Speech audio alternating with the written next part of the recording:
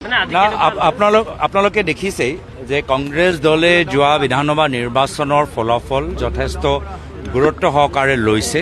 এই গোটেই নিৰ্বাচনৰ ফলাফলৰ নৈতিক দায়িত্ব প্ৰদেশ কংগ্ৰেছৰ সভাপতি হিচাপে মই স্বীকাৰ কৰিছোঁ। দলৰ কেন্দ্ৰীয় নেতৃত্বক তেওঁলোকক আহ্বান জনাইছোঁ যে তেওঁলোকে পৰৱৰ্তী দিনত আমাৰ সাংগঠনিক ভেটিত বা আমাৰ ৰণসকলৰ ক্ষেত্ৰত যি তেওঁলোকে পৰামৰ্শ দিয়ে সেই পৰামৰ্শখিনি আমি মানি ল'ম।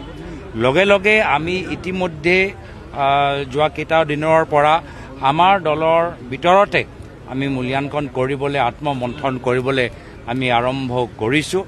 আৰু আমাৰ মন্থন দুই পক্ষত যে যোৱা আমি 1-1.5 বছৰৰ ভিতৰত নিৰ্বাচনৰ যোৱা 1 বছৰ প্ৰাক মুহূৰ্তত আমি যিদৰে তৈয়াৰী কৰিলোঁ, ক'ত আমাৰ তৈয়াৰী আগবাঢ়ি গ'ল, ক'ৰবাত আমাৰ কামখিনি ভালদৰে হ'ল, ক'ত আমি কামখিনি ভালদৰে কৰিব নোৱাৰিলোঁ।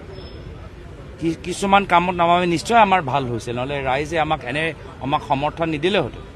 কিন্তু ক'ৰবাত আমাৰ কামত আমাৰ আমাৰ কামখিনি সম্পূৰ্ণ নহ'ল। যিদৰে আমি বিচাৰিছিলোঁ, যি লক্ষ্য আমি ৰাখিছিলোঁ, যি টাৰ্গেট আমি ৰাখিছিলোঁ, সেই টাৰ্গেটৰ পৰা আমি অলপ যথেষ্ট আঁতৰত আছোঁ।